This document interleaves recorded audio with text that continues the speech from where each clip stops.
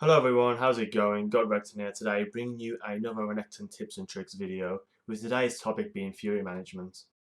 Fury Management is a really big mechanic on Renekton, and knowing how to use this properly can lead to most Renekton players stomping their lanes in pretty much all matchups as well, only because they know how to build up their Fury for trades, or just knowing when to use the correct empowered ability. First off, let's cover when to use Renekton's empowered abilities. Renekton's Q Call and Meek provides him with a small heal up to a cap along with moderate AoE damage.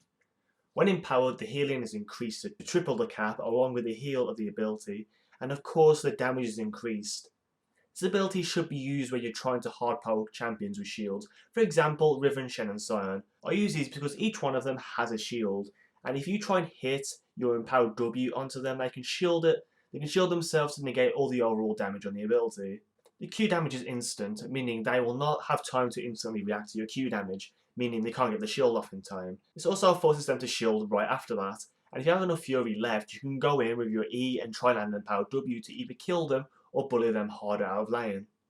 Moving on, Renekton's W, Ruthless Predator, gives him an enhanced auto attack which allows him to do 2 hits on enemies in one ability along with applying on hit effects.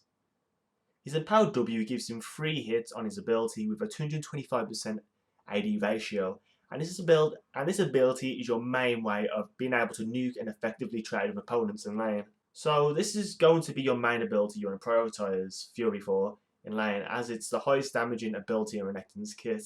Most trades you want to E in first and land an auto before you W if you're around 45% Fury, so then you have enough for a 50 Fury empowered W, which then applies a huge amount of damage onto your target, which will most likely win your trades. Now lastly, Renekton's E, Slice and Dice, is a double dash that applies a decent amount of damage along with tons of room to outplay your opponents. His E adds bonus stats to his dice, meaning the Fury is only consumed on the second dash. His dice grants him percentage armor penetration, which is brilliant for team fights or just in general trades against tanky opponents. So really, you want to be using this in fights later on in the game than earlier on, as you're not really going to be doing a lot with it until someone buys armor. So until then, you just want to save. You just want to use your empowered abilities on your Q and W. Now that we have covered when to use these empowered abilities, let's discuss how to actually manage and build Fury. Building Fury is done by attacking targets. Each target generates 5 Fury on hit. A tip you should know about is when you're below 50% of HP, your Fury is increased by 50% because of the Reign of Anger passive. So because of this, you get 7.5 on auto attacks when below 50% HP, this basically slightly rewards you for being low against opponents.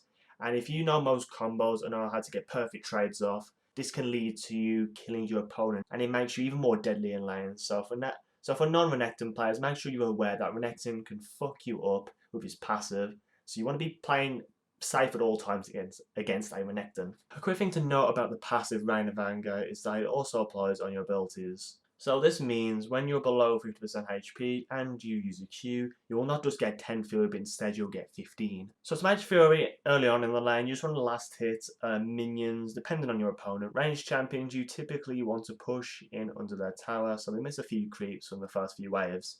And once it pushes back, you can then go and fight them as much as you want to, as long as their dash, blink, or speed up abilities are on cooldown. So really, earlier on, you just want to try and farm up to 50 Fury in lane and try and set up a freeze, but you can also try and be overly aggressive and try to make fights on your opponent to try and build Fury. You mainly do this for melees because if you do on ranged champions, it's pretty tricky as most of them lane far back, and it's pretty hard to get towards them without blowing your E. When do I exactly go in on team fights? Some of you may question. What Fury do I also need when to fight?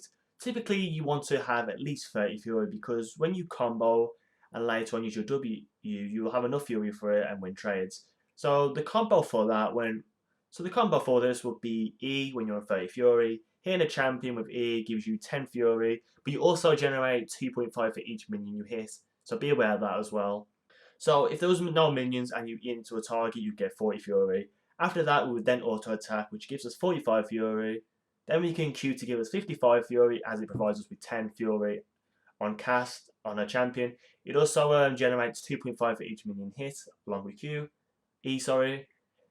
And before we W, we should auto again, as we're increasing our damage output, which is very important to do on Renekton. If you If you haven't already, check my first video on this series, which is about auto weaving. You'll see why it's such an important trick to do on Renekton, so if you haven't checked that out already, I highly recommend you to do that. Anyways, back to the video.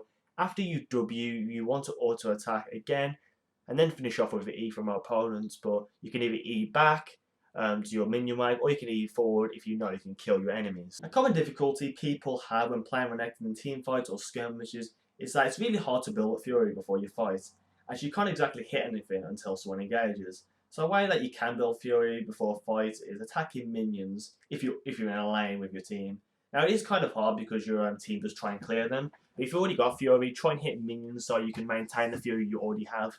Another way you can generate Fury is by attacking camps. If you needed to roam to other lanes of your team, this really does help a lot because it's always good having Fury because you can just instantly jump onto someone in a fight instead of waiting for your ultimate to give you the right amount of Fury for an empowered ability. If there is nothing you can do to generate Fury, then you just have to pop your ultimate at the start of the fight and you just want to jump in and start fighting to build up Fury. That's pretty much how else you're going to do it. This is only if you're playing Tank and Bruiser and Renekton. It doesn't really work doing its full AD because you'll most likely get one shot, so you need to play a bit differently.